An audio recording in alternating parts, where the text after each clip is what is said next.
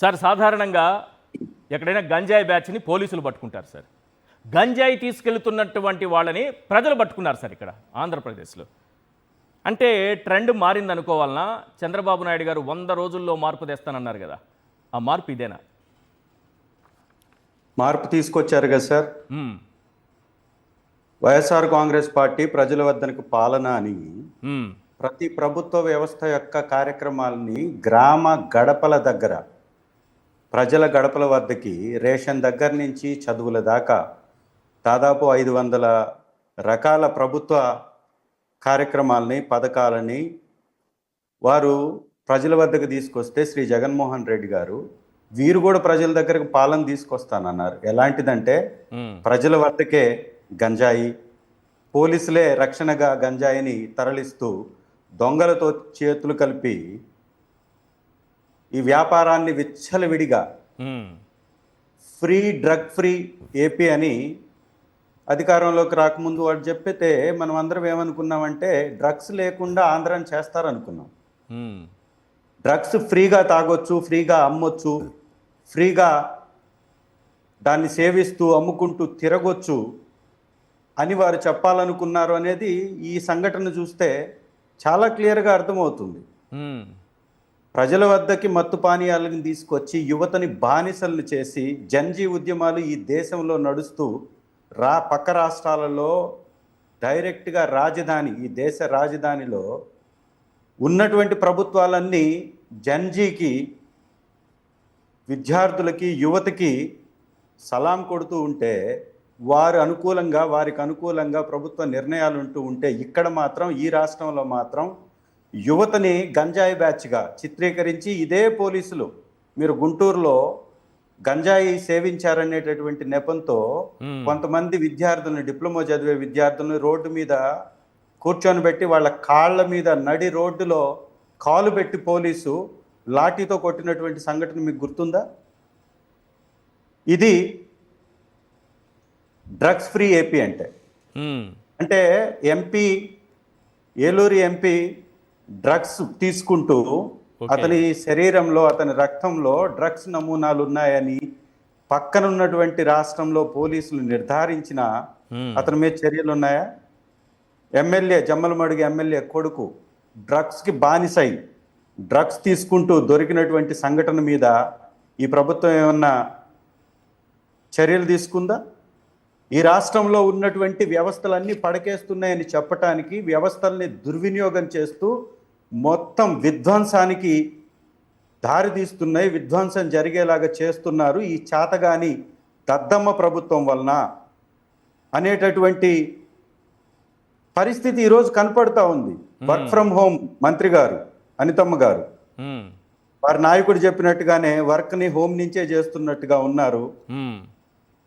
Press మీట్లకు మాత్రం 5G కిట్లను వాడుతుంది, పనికి మాత్రం 1Gని కూడా వాడుతున్నట్టుగా తను కనపడట్లేదు. ఎక్కడ పని మూలాలే కనపడవు.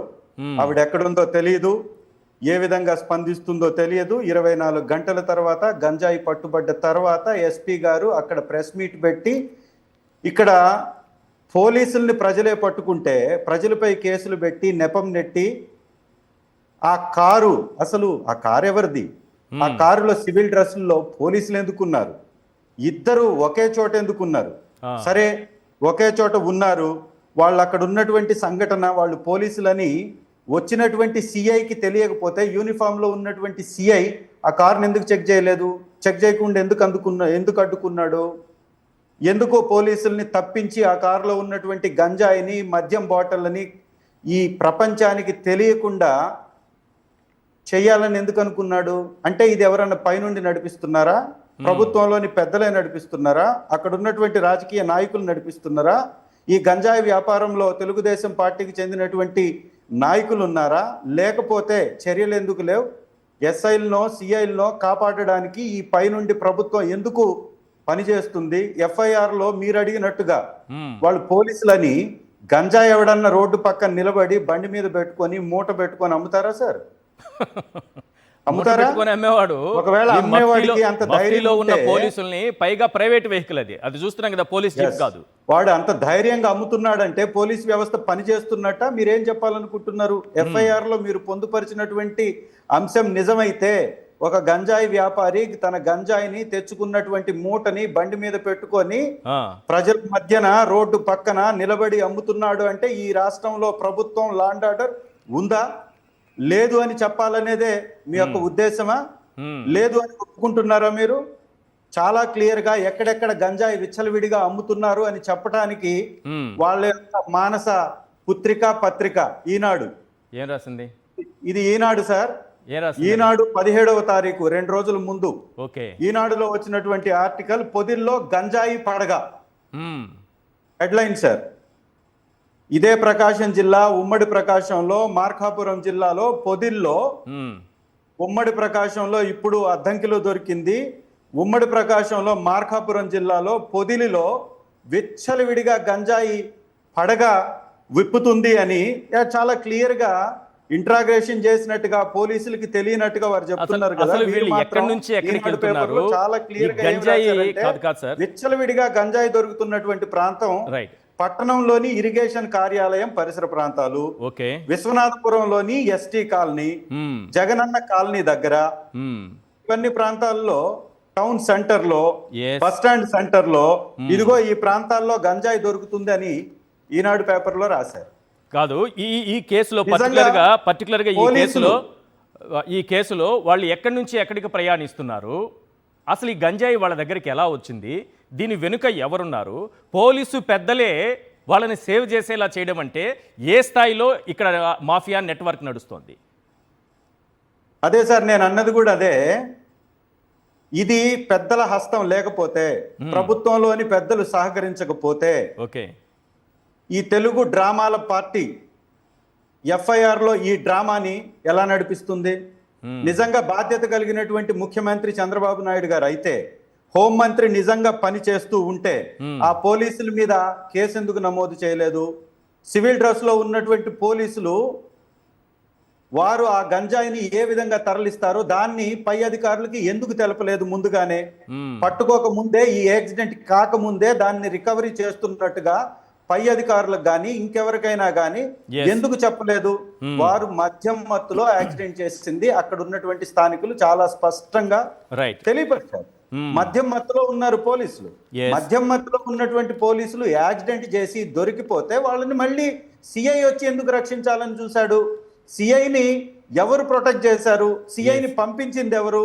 ఎస్పీ గారికి కూడా ఈ విషయం 24 గంటల తర్వాత స్పందించారంటే పైనుంచి ఏమన్నా ప్రెషర్ వారి మీద కూడా ఉందా? ఎందుకు ఇవన్నీ ఈ రకంగా జరుగుతుంది? గతంలో హోంమంత్రి గారు మేము వచ్చిన వెంటనే ఉక్కుపాదంతో తొక్కివేస్తామన్నారు. ఏవైనా ఈ ఉక్కుపాదాలు తుక్కుపాదాలయ్యాయా?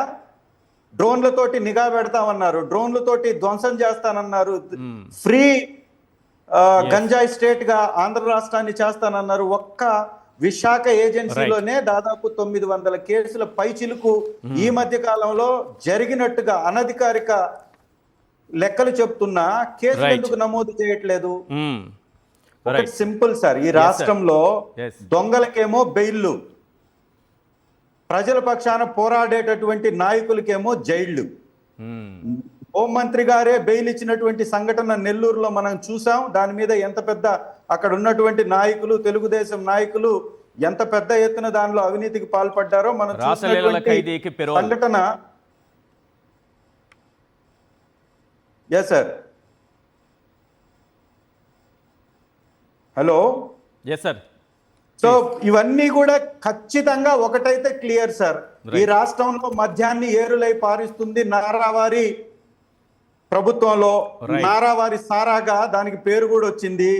రాష్ట్రంలో విచ్చలవిడిగా ఎక్కడ పడితే అక్కడ మద్యం షాపుల్ని, బెల్ట్ షాపుల్ని ఏ విధంగా ప్రోత్సహిస్తున్నారో, చాక్లెట్ల రూపంలో, చిన్న చిన్న ప్యాకెట్ల రూపంలో గంజాయి విచ్చలవిడిగా ప్రతి ఒక్క చిన్న కిరాణా షాపుల దగ్గర అమ్ముడవుతున్నాయని ఈ ఈనాడు పత్రికలో ఈ రకంగా ఆర్టికల్ వేస్తే, 200 రూపాయలకు దొరుకుతున్నట్టు ఈనాడు పత్రికలోనే ఆర్టికల్ వేస్తే దీని మీద చర్యలు ఉన్నాయా? పోలీస్ వ్యవస్థ పనిచేస్తుందా? దీని మీద రెండు 17వ తారీఖు వచ్చినటువంటి ఆర్టికల్ మీద ఎవరినన్నా పట్టుకున్నట్టుగా చర్యలు జరిగినట్టుగా మీ దృష్టికి కానీ ఎవరి దృష్టి కన్నా ఉందా? నా దృష్టిలో అయితే లేదు. ఎందుకంటే నేను స్థానిక ఎమ్మెల్యే. ఇంతకు ముందు కూడా నా మీద ఒక కేసు కట్టింది ప్రభుత్వం. అవును.